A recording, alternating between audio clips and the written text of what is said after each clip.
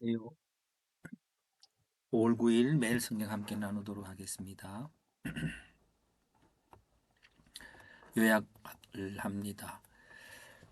하나님께서 이스라엘에게 진노하였다. 왜 진노했을까요? 모압 여자들과 음행하고 함께 그들이 신에게 절하여 바알보올에 가담하게 되었으므로.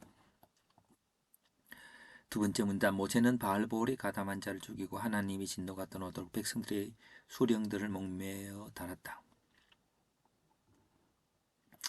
세 번째 주제 핵심은 연병이 그쳤다. 언제 그쳤나요?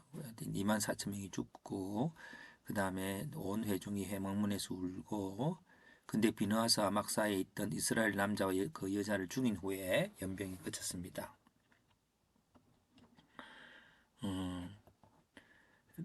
또 이 문단, 하나님은 비느하스에게 그와 그 후손이 이스라엘 자손을 속죄하는 영원한 제사장의 직분을 주는 평화의 언약을 주었다. 왜? 하나님이 질투하심으로 질투하였기 때문에. 그 질투심이란 그렇게 해서는 안 된다고 그런 마음들을 그렇게 표현한 것입니다. 자, 여호와께서 미디안을 치라고 하였다. 왜? 미디안 사람들이 속임수로 이스라엘을 대적하였으므로, 그래서 고스비 사건으로 이스라엘을 유혹하였기 때문입니다. 자, 그래서 오늘 이런 것들이 다양한 것이 될 때에 가장 핵심적인 것은 뭘까요? 비느하스와 그의 후손이 제사장이 되었다는 겁니다. 오늘 우리들은 성경 전체에 예수 그리스도께서 제사장 되심을 배워가고 있기 때문에 그 제사장과 또 비느하스 제사장의 그 해석이 같이 될 수 있는 거죠. 하나님의 질투심으로 질투하여 하나님의 분노로 인하여 그들이 소멸되지 않게 하였으므로. 그렇습니다. 제사를 지낸다고 하는 그것은 성전에서 양을 잡아서 드리는 그 행위를 보게 됩니다만은 그 행위가 삶에서는 어떻게 일어나야 되느냐라고 하는 그것들을 오늘 성경에서 우리 배워가고 있지 않습니까? 그래서 비느하스의 행동과 예수 그리스도의 행동은 제사장으로서 동일한 행동일 수 있습니다. 다만 비느하스는 사람을 죽이고 그래서 어쨌든 그는 죽지 않지만 예수님은 그 자신이 바른 일을 외치고 할 때에 하나님을 잘 믿지 않는 사람들에 의해서 죽임을 당하는 것이 차이가 날 뿐입니다. 그래서 제사장의 자격이라는 것에서 한번 나누어 보았습니다. 목적은 하나님의 진노를 소멸하게 하는 것이죠. 하나님의 진노는 고수비 사건으로 2만 4천 명의 질병으로 인해 죽습니다. 물론 근데 이런 사건이 하나님의 진노가 많은 사람의 울음도 있고요.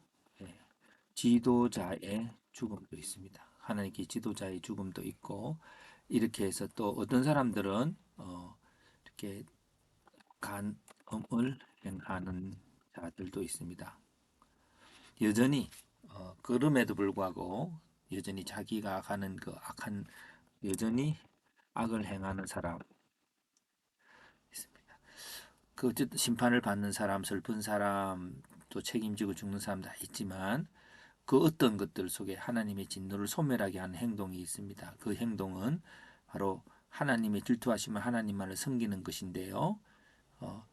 그래서 그 하는 일이라고 하는 것은 문제의식을 가지고 문제에 대해 지적하고 외칩니다. 이 본문에는 없는 말씀입니다. 그러나 하나님의 걸 대리해서 그 마음으로 나가서 행동하는 거죠. 예, 좀 더 적어볼까요? 하나님의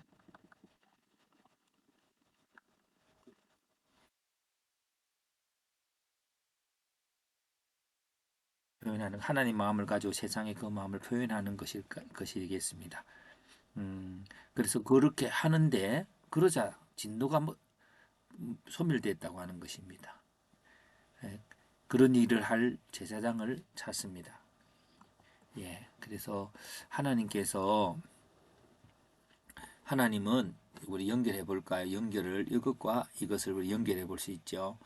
하나님이 진노를 소멸하게 할 제사장을 찾고 있다고 하는 그것이 우리가 그리스도인이 된 거죠. 왕 같은 제사장으로서 우리를 부르신 겁니다. 그래서 세상에는 여러 가지 종류 사람이 있습니다.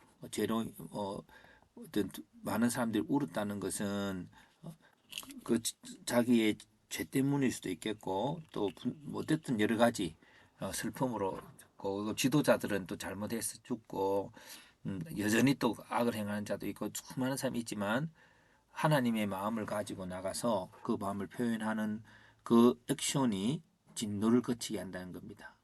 그래서 이렇게 하나님의 진노를 거치게 하는 자라고 하는 것으로 간단하게 요약해 보았는데요. 그런 자의 행동은 하나님께서 죄를 짓는 것에 대해서 말하고 지적하고 바르게 행하는 것이죠. 그게 십자가입니다. 십자가에서 예수님이 삶에서 바른 하나님의 뜻을 전할 때에 그 대가는 죽음이었고 그 죽음이 예수님의 죽음만 아니라 모든 이 세상의 저주가 소멸되는 저주하는 그런 심판이 소멸되는 그 제사가 된 거죠. 그 삶이 이런 자의 직분이 제사장입니다.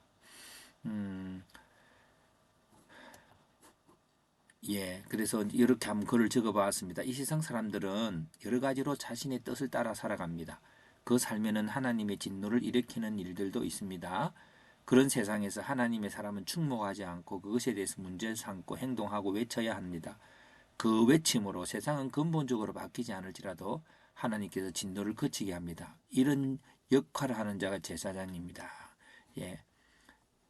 또 그런 삶이 제사인 거죠. 이렇게 해볼까요?